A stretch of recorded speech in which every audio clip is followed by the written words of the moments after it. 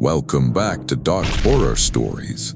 In today's episode, I'm sharing 6 true disturbing stories from suburban neighborhoods, places that should feel safe, familiar, comfortable. These are tales of people who discovered that something unnatural can thrive in the most ordinary places. Make sure to hit that like and subscribe button and let me know where you're watching from in the comments. Story 1. I moved into my first house in Meadowbrook Heights when I was 29. It was one of those cookie-cutter subdivisions that went up in the late 90s, all beige siding and 2-car garages, lawns that looked identical from one property to the next. My backyard faced a stretch of undeveloped land, maybe 40 acres of scrub oak and tall grass that the developer had left alone because of some zoning thing. I remember thinking it was nice to have that buffer, that little bit of wilderness separating me from the next phase of construction. The house had been empty for 8 months before I bought it. The previous owner, a woman named Mrs. Chen, had moved into assisted living. Her daughter handled the sale. I met her once during the walkthrough, pleasant enough, but she kept checking her watch like she wanted to be anywhere else. When I asked if there was anything I should know about the property, she just said her mother had loved the garden and left it at that. I'm not great with plants, but I tried to keep up with the flower beds that first summer. Mrs. Chen had planted roses along the back fence, and I figured I owed it to her to at least water them. That's how I started spending time in the backyard after dark. I worked second shift at the hospital, so I'd get home around 11:30, eat something, and then go out to check on things before bed. It was actually peaceful. The subdivision was quiet that time of night, just the occasional dog barking or car passing on the main road. I'd been in the house maybe 3 weeks when I first heard it. I was coiling up the hose near the back fence when I caught this sound drifting from the empty lot behind my property. At first I thought it was wind chimes, that tinkling metallic sound, but it had a rhythm to it. Deliberate. I stood there listening for maybe 30 seconds, trying to figure out which neighbor had wind chimes, and then it stopped. Just cut off mid-note.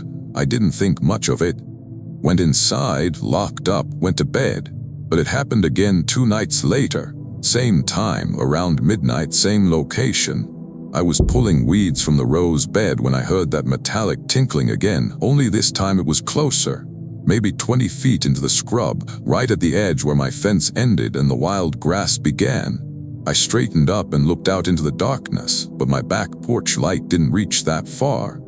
I could see maybe 15 feet of overgrown vegetation and then just black. The sound continued for almost a minute.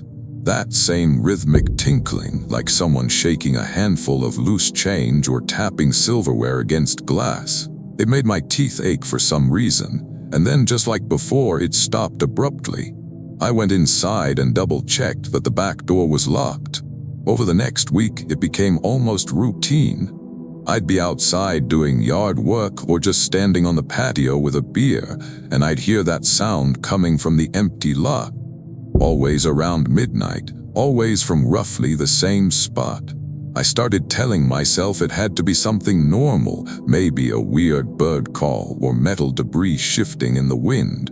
But there wasn't any debris back there, and the sound was too regular to be natural.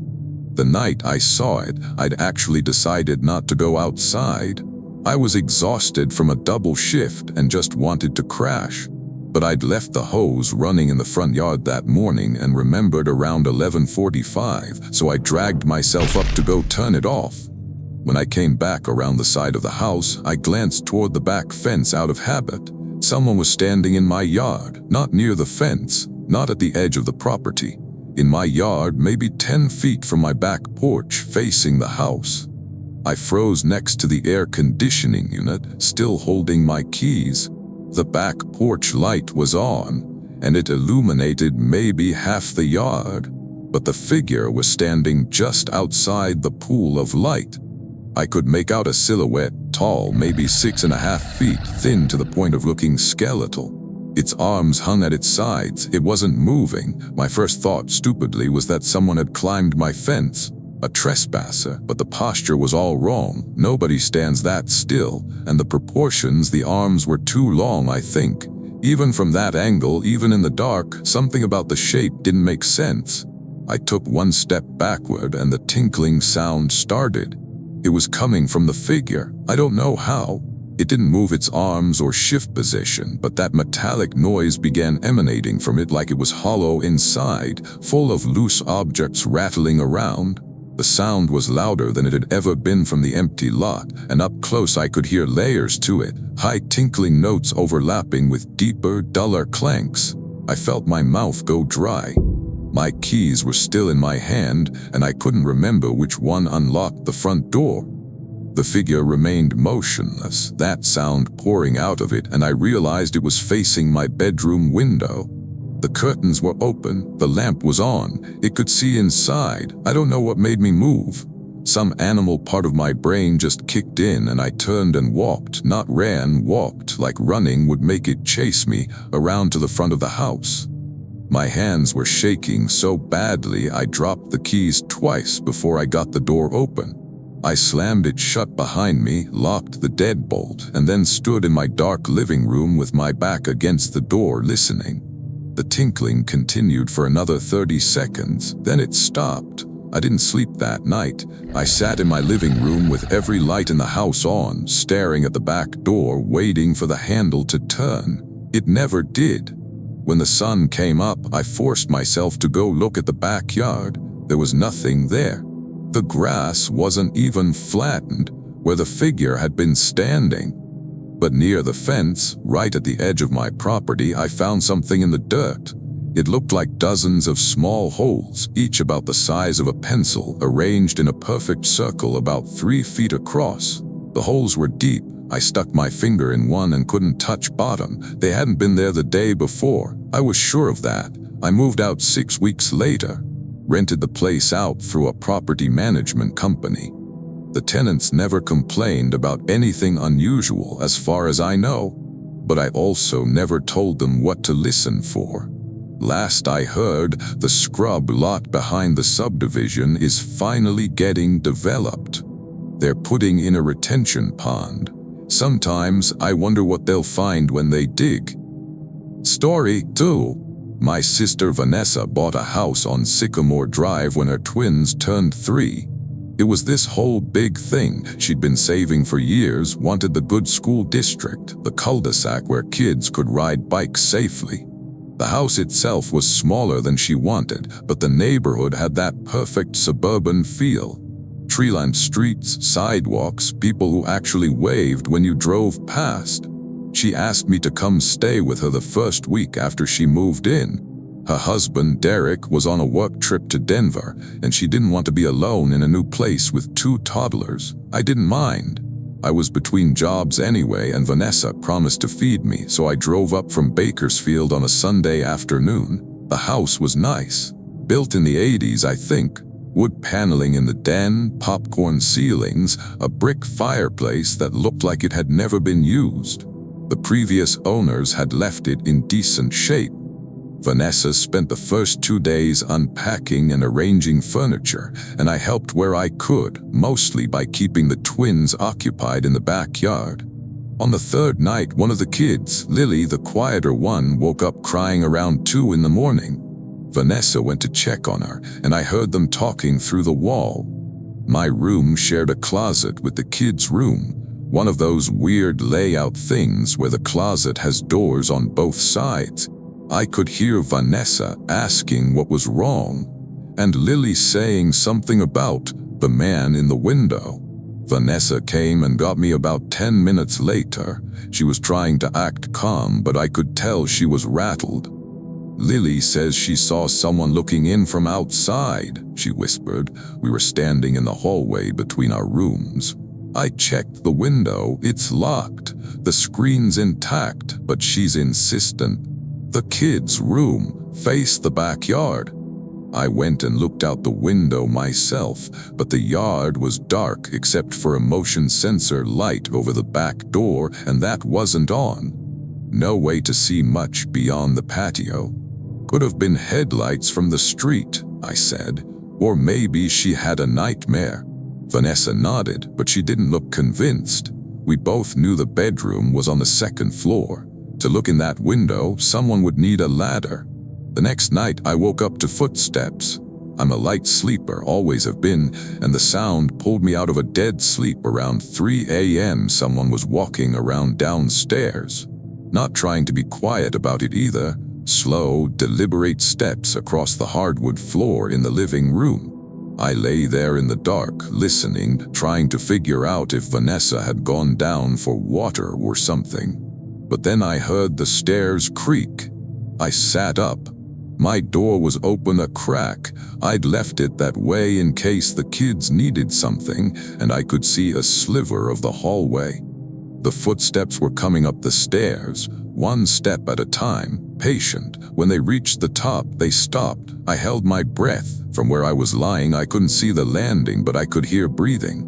Wet, raspy breathing, like someone with fluid in their lungs. It stayed there for what felt like 5 minutes, just breathing. And then the footsteps started again, moving down the hallway toward Vanessa's room. I don't know what I was thinking. Some protective instinct, maybe, or just denial that this was actually happening. I got out of bed and opened my door all the way. The hallway was empty. The breathing stopped. The footsteps stopped. I stood there in my boxers and t-shirt, staring at the stretch of carpet between my room and Vanessa's, and there was nothing there, but I could smell something. A stale, organic smell, like wet leaves rotting in a gutter. Vanessa's door opened. She looked at me, then looked down the hallway. "Did you hear that?" she whispered. "Yeah." "Where did it go?" I didn't have an answer. We checked the whole house. Every room, every closet, both floors, nothing. The doors were locked from the inside. The windows were latched. No signs of forced entry, no evidence anyone had been there. But we both knew what we'd heard. Vanessa didn't sleep the rest of the night. We sat in the living room with the lights on, drinking coffee, not really talking about it. The twins woke up around 7, oblivious, wanting breakfast. That afternoon, I went next door to talk to the neighbor. An older guy named Mr. Kopek, retired, had lived on Sycamore Drive for 30 years. I figured if there was something weird about Vanessa's house, he'd know. He was watering his roses when I walked over, friendly enough. We made small talk for a few minutes, and then I casually asked if he knew anything about the history of the house. His expression changed. Not dramatically, but I noticed it. He turned off the hose and looked at me for a long moment. "Your sister's family?" he asked. "Yeah." He nodded slowly. Previous owner was a man named Gerald Trask. Lived alone. Died in the house about 4 years ago. Heart attack, they said. He was at the bottom of the stairs when they found him. I felt something cold settle in my stomach. Was he trying to go upstairs when it happened? I couldn't say. Mr. Kopek started coiling his hose. But I will say this, your sister's not the first person to buy that house since Gerald died. Last family lasted 2 months. What happened? They left in the middle of the night, didn't even pack everything. I saw them loading their car at 4 in the morning, and when I asked if everything was all right, the wife just looked at me and said, "He's still in there." I didn't tell Vanessa what Mr. Kopek said. Not right away, I didn't want to scare her. But that night, I set up my laptop in the hallway with the webcam facing the stairs. If something was walking around, I wanted proof. Around 2:45 a.m., the recording picked up the footsteps. You can hear them clearly, slow, deliberate steps crossing the living room, then the stairs creaking. And then right at the top of the stairs, the camera angle shifts slightly, like something brushed against the laptop. The screen goes dark for 3 seconds. When it comes back, there's a shape, just for a frame or two, something tall and wrong standing at the end of the hallway, its head tilted at an angle that necks don't bend. And then the recording stops. The laptop was off when I checked it in the morning, fully powered down even though the battery was at 70%. Vanessa put the house back on the market 2 weeks later, took a loss on it, but she didn't care. She's renting now across town in a newer development. She won't talk about what happened on Sycamore Drive, but I still have that video file. I've watched it maybe a dozen times, always pausing on that frame where the shape is visible. I wish I hadn't, because every time I close my eyes, I can still see the way its head was tilted, like it was trying to see around a corner that wasn't there. Story 3. I used to do lawn care in Oak Ridge Meadows, this suburb north of Sacramento. Good work, decent pay, and most of the clients were hands-off. They'd leave a check under the mat and I'd mow, edge, blow the clippings, and be gone before they got home from work. Simple. One of my regulars was a house on Pinehurst Court, big colonial-style place with a wraparound porch, belonged to a couple named the Fenways. They traveled a lot for work, and I'd sometimes go 2 weeks without seeing them. The lawn was huge. Took me almost 3 hours to do properly, but they paid well and always left cold drinks in a cooler by the garage. I'd been taking care of their property for maybe 8 months when Mrs. Fenway called and asked if I could come by on a Wednesday evening instead of my usual Saturday morning. Something about an HOA inspection. I said sure, money's money. I got there around 6:30. It was late September, still light out, but that golden hour where everything looks softer. The neighborhood was quiet. Kids had gone inside for dinner, and most people were done with yard work for the day. I unloaded my mower and edger from the truck and got started on the front lawn. I was about halfway through when I noticed the woman standing on the sidewalk. She was maybe 60 feet away, down near the corner where Pinehurst met Oakmont Drive, just standing there, facing my direction. She was wearing a long dress, dark blue or maybe black, and her hair was pulled back in a bun. I couldn't make out her face from that distance, but something about her posture struck me as odd, too rigid. She wasn't doing anything, not checking her phone, not waiting for someone, just standing. I kept mowing, figured she was waiting for a ride or something. When I finished the front and moved around to the side yard, I glanced back toward the corner. She was closer. Maybe 40 feet away now, still on the sidewalk, still facing my direction. She hadn't walked. I would have noticed movement in my peripheral vision, but somehow the distance between us had closed. I felt the first prickle of unease. I shut off the mower for a second and called out, "Can I help you with something?" She didn't respond, didn't move. From this distance, I could see that her dress was old-fashioned, like something from a century ago. Long sleeves, high collar, her hands were clasped in front of her. I still couldn't make out her face clearly. The angle of the light was wrong, or maybe it was shadow, but her features seemed blurred. I started the mower again and focused on my work. Probably just some eccentric old lady. Suburbs had all types. But when I moved to the backyard and looked through the side gate, she was standing in the Fenways' driveway, 20 feet from me, just inside the property line, right next to Mrs. Fenway's car. She hadn't made a sound. The gravel driveway should have crunched under her feet, but I'd heard nothing. I shut off the mower. My hands were sweating. "Ma'am, this is private property. Do you know the Fenways?" She tilted her head. It was a slow, deliberate movement, and something about it made my skin crawl.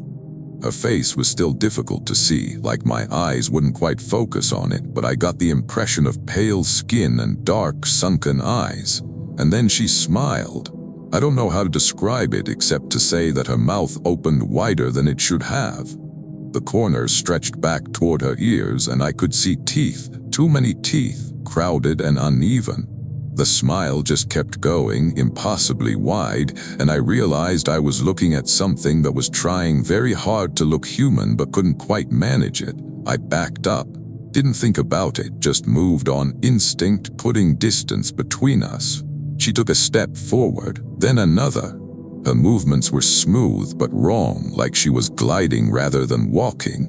The dress didn't move the way fabric should. It hung too still, too straight, as if it were made of something heavier than cloth. "I'm going to have to ask you to leave," I said, and my voice came out shaky. She tilted her head the other direction. That smile never wavered, and then she spoke. "Are you finished?" Her voice was soft, almost pleasant, but it had this strange quality to it, like two people speaking in unison but slightly out of sync. The sound made my teeth ache. "I'm calling the police," I said and reached for my phone. The moment I moved, she moved. She crossed the distance between us, 20 feet in the span of a single heartbeat. I didn't even see her legs move. 1 second she was by the car, and the next she was right in front of me, close enough that I could smell her. It was the smell of old paper and dust, and something faintly sweet, like rotting flowers. Her face was inches from mine.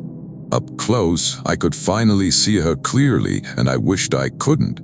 Her skin was waxy and artificial, like a mannequin's, and her eyes were entirely black. Not just the pupils, the whole eye, sclera and all, just solid black orbs. The smile was still there, stretching her face into a grotesque parody of friendliness. "Are you finished?" she asked again in that doubled voice. I stumbled backward and fell on my ass in the grass. She didn't follow, just stood there looming over me, waiting for an answer. "Yes," I said, "I'm finished." The smile disappeared. Her face went slack, expressionless, and she turned away. She walked toward the back fence, her movements suddenly normal, almost casual. When she reached the fence, 6 feet of solid cedar planks, she didn't stop. She walked straight through it, not over it, not around it, through it, as if the fence wasn't there at all. I sat in the grass for probably 5 minutes, trying to get my breathing under control. My hands were shaking so badly I could barely hold my phone. Eventually I got up, left my equipment in the yard, and drove straight home. I didn't stop to pack up my mower or edger, didn't lock the gate, just got in my truck and left. I called Mrs. Fenway the next morning and told her I couldn't take care of their lawn anymore, made up some excuse about being too busy. She was understanding, said she'd mail me a check for the last visit. I almost told her not to bother. 2 days later, I went back to get my equipment. Middle of the afternoon, broad daylight, and I brought my brother with me. We loaded everything into the truck in under 10 minutes. The whole time I kept expecting to see that woman appear at the edge of the property, but she never did. Before we left, though, I noticed something. There were footprints in the grass near where I'd fallen. Small, bare footprints, like a woman's, pressed deep into the soil. They led from the driveway to the back fence, and then they stopped. But on the other side of the fence, in the neighbor's yard, the grass was dead. A strip of brown, withered grass about 3 feet wide, running from the fence line all the way to the tree line behind the properties. I haven't been back to Oak Ridge Meadows since. I still do lawn care, but I'm selective about which neighborhoods I work in. And I never, ever start a job after 5 p.m. Story 4. My best friend growing up was a kid named Marcus Delacroix. We lived 3 houses apart on Willowbrook Lane, which was this quiet street on the east side of town. The kind of place where everyone knew everyone, where you could leave your bike on the lawn overnight and it'd still be there in the morning. Marcus and I spent basically every summer day together from the time we were 8 until we were about 16. The summer we turned 14, Marcus's parents decided to add a pool. They hired a contractor, and the crew spent 2 weeks digging up the backyard, laying concrete, installing the filtration system. Marcus was excited. I was excited. We spent hours planning pool parties and talking about how we'd basically live in that pool once it was finished. The work wrapped up in mid-July. The pool was filled, the deck was poured, and Marcus's dad bought a bunch of pool furniture and a grill. They had a little party to celebrate. Family, a few neighbors, nothing big. I was there, of course. We swam until after dark, and everything felt perfect. That night, Marcus called me around 11:30. He sounded weird, not scared exactly, but unsettled. "There's someone in our backyard," he said. I could hear his mom in the background asking who he was talking to. I asked him what he meant. I was looking out my window, and I saw someone standing by the pool, just standing there. "Did you tell your parents?" "Yeah, my dad's checking now."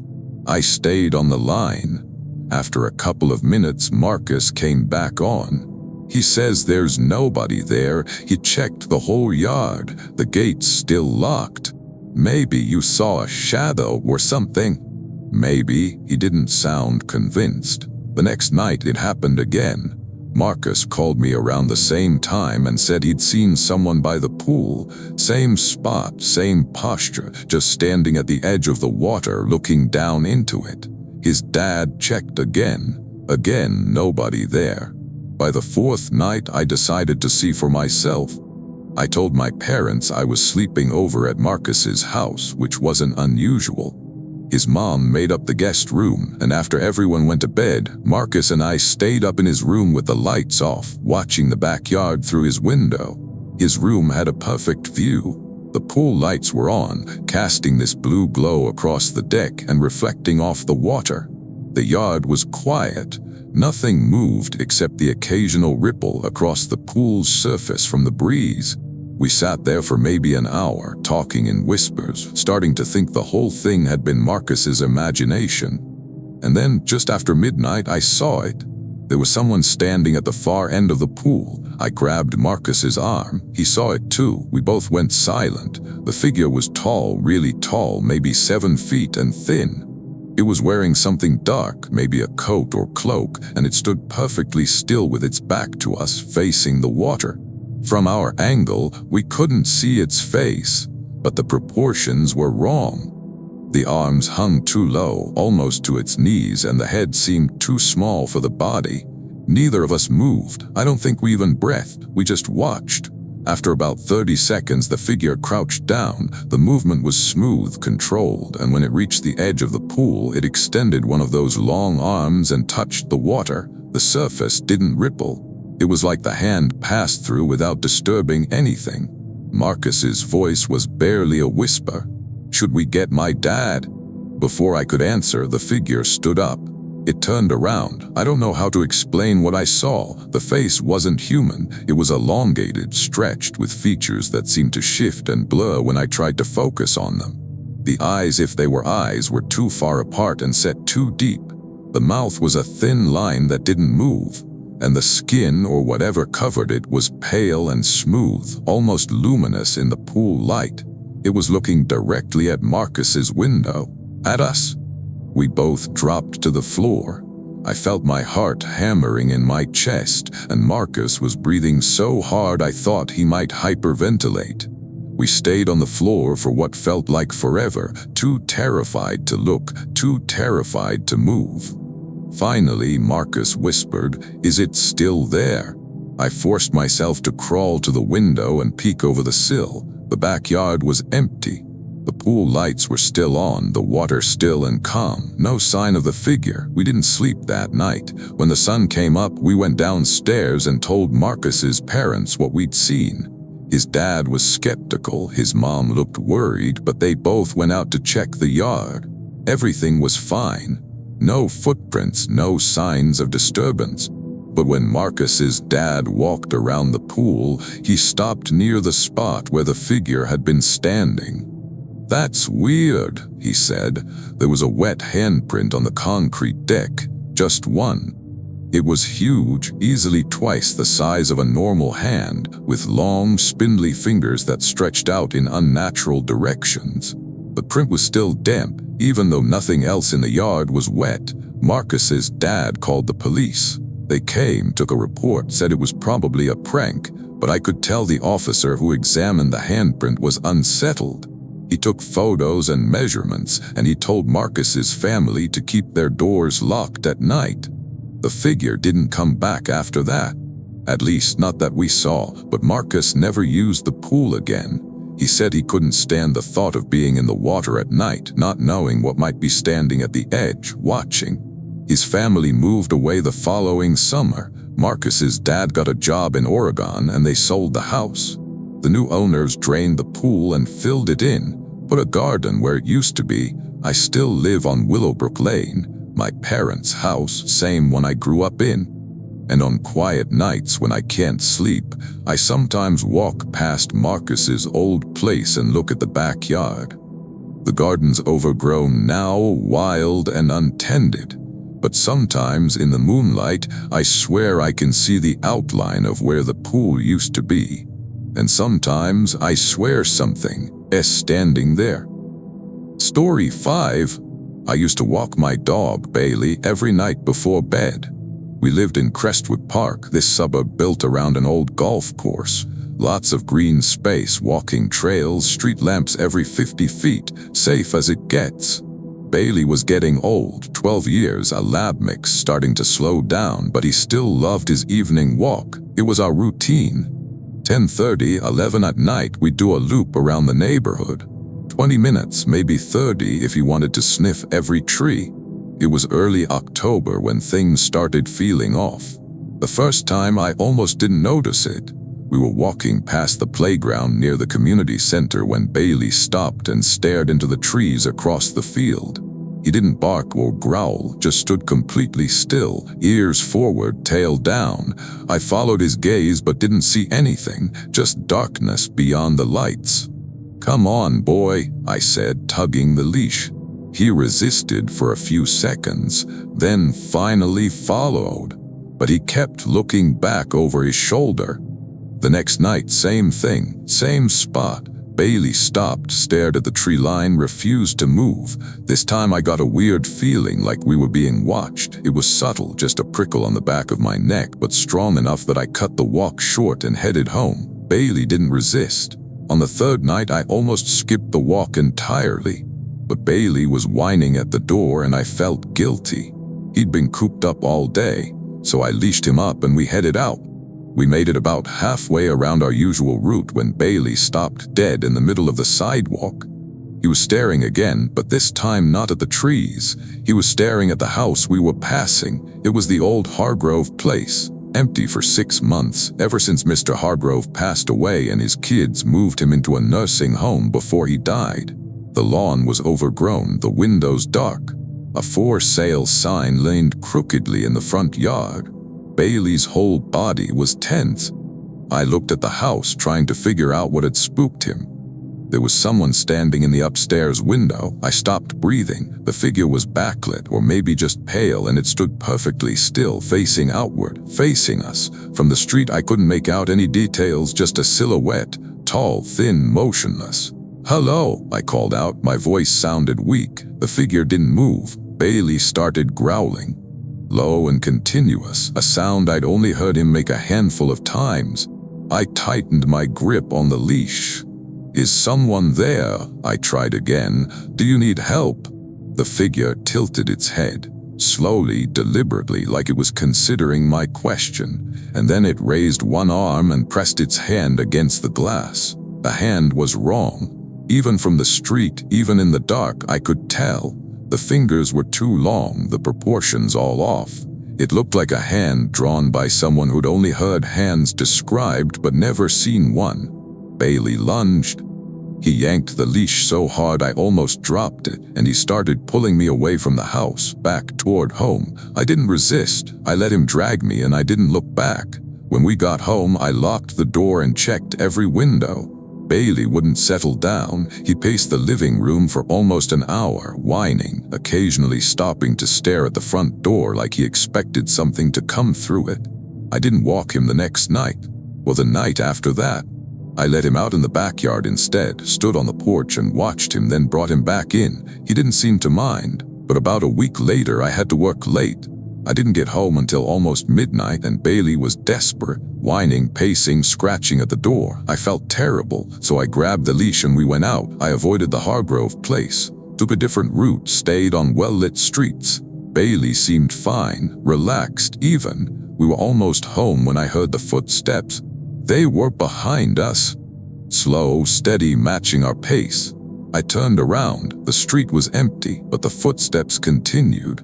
Bailey started pulling again, harder this time, practically dragging me toward our house. The footsteps were getting closer. I could hear them clearly now, heavy, deliberate, like someone in boots walking on pavement, but there was nobody there, just empty sidewalk stretching back toward the intersection. I started jogging.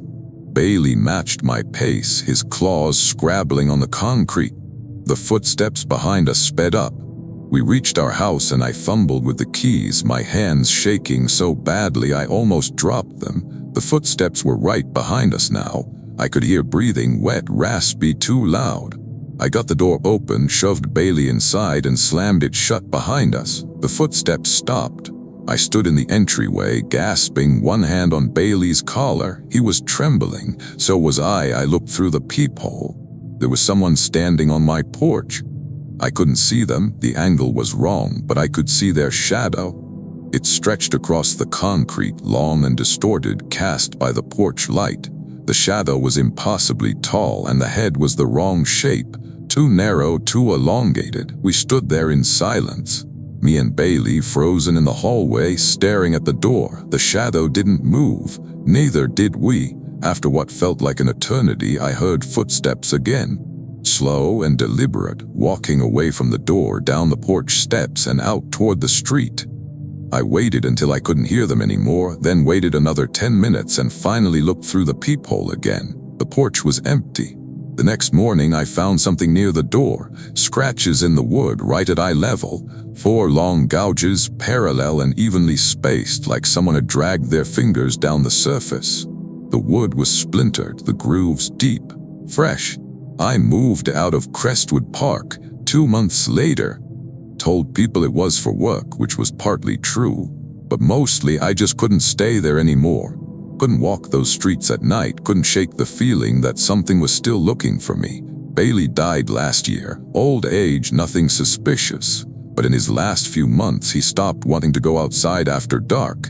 He'd plant his feet and refuse to move, and I'd have to carry him back inside. I never pushed him. I live in an apartment now. 3rd floor, no yard. I don't take walks at night anymore. Story 6. When I was 19, I got a job as a package delivery driver for the holiday season. Temporary work, decent pay, and they gave me a route in the suburbs north of the city, quiet neighborhoods, easy navigation. Most stops were quick drop-offs, leave the box on the porch, scan the barcode, move on. About 2 weeks into the job, I started noticing something strange. One of my stops, a house on Elmridge Court, was always the same.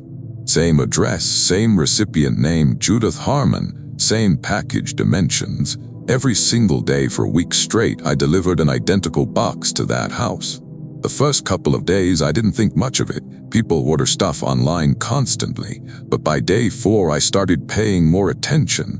The boxes were all the same size, same weight, and they were always shipped from the same distribution center in Nevada. No return address besides a PO box, and Ms. Harmon was never home. I'd leave the package on the porch, ring the bell out of habit, and drive away. On day 7, I noticed something that bothered me. The previous 6 boxes were still on the porch, stacked neatly beside the door, unopened. Nobody had brought them inside. I sat in my truck for a minute, trying to decide if I should knock instead of just leaving the package. It wasn't really my job to check on customers, but something felt wrong.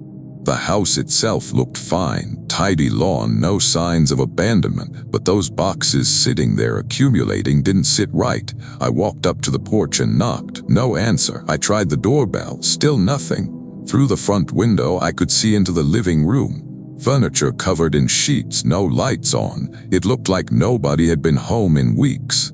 I left the package with the others and made a note to mention it to my supervisor. The next day, there was another box for Judith Harmon. And when I pulled up to Elmridge Court, all 7 previous boxes were gone. The porch was empty except for a doormat. No packages, no shipping labels, nothing, like someone had finally collected them overnight. I felt a weird sense of relief. Problem solved. I left the new box, scanned it, and moved on. But the day after that, there was another box. And when I arrived, the single box I'd left yesterday was still on the porch, unopened. This pattern continued for 3 more days. 1 box delivered, 1 box sitting there untouched, and then the next day it would be gone. It was like someone was taking them only when I wasn't looking, only at night. On the 4th day of this new pattern, I decided to wait. I delivered the box around 4:30 in the afternoon, then parked my truck down the street and watched. I told myself I'd give it an hour. If nobody showed up, I'd leave and forget the whole thing. 40 minutes passed. The sun was setting and the streetlights were starting to flicker on. I was about to give up when I saw movement. The front door opened. I sat up straighter, trying to get a better look. A woman stepped out onto the porch. She was wearing a long white nightgown and her hair hung loose around her shoulders. Even from a distance, I could tell something was off about the way she moved. Too slow, too stiff, like her joints didn't bend properly. She bent down and picked up the box. She held it for a moment, not opening it, just standing there with it in her arms. And then she turned her head and looked directly at my truck. I felt my stomach drop. There was no way she could see me. I was too far away and the windows were tinted, but I knew she was looking at me. I could feel it. She tilted her head. The movement was jerky, bird-like, and then she smiled. Her mouth stretched impossibly wide, splitting her face nearly in half. I could see teeth, rows and rows of them, too many to count, and the inside of her mouth was dark, like I was looking down a tunnel. The smile didn't move or shift. It just stayed frozen on her face, grotesque and unnatural. I started the truck and got out of there. Didn't look back, didn't slow down, just drove straight to the depot and told my supervisor I couldn't deliver to that address anymore. I made up some excuse about aggressive dogs. He reassigned the route without asking questions. I quit 2 days later, told them the hours weren't working out. In reality, I couldn't stop thinking about that smile, about the way she'd looked right at me, even though she shouldn't have been able to see me, about those boxes accumulating and disappearing in some pattern I didn't understand and didn't want to. About 6 months later, I was scrolling through a local news site and came across an article. A house on Elmridge Court had been condemned by the city. The neighbors had reported a foul smell, and when authorities investigated, they found the property in severe disrepair.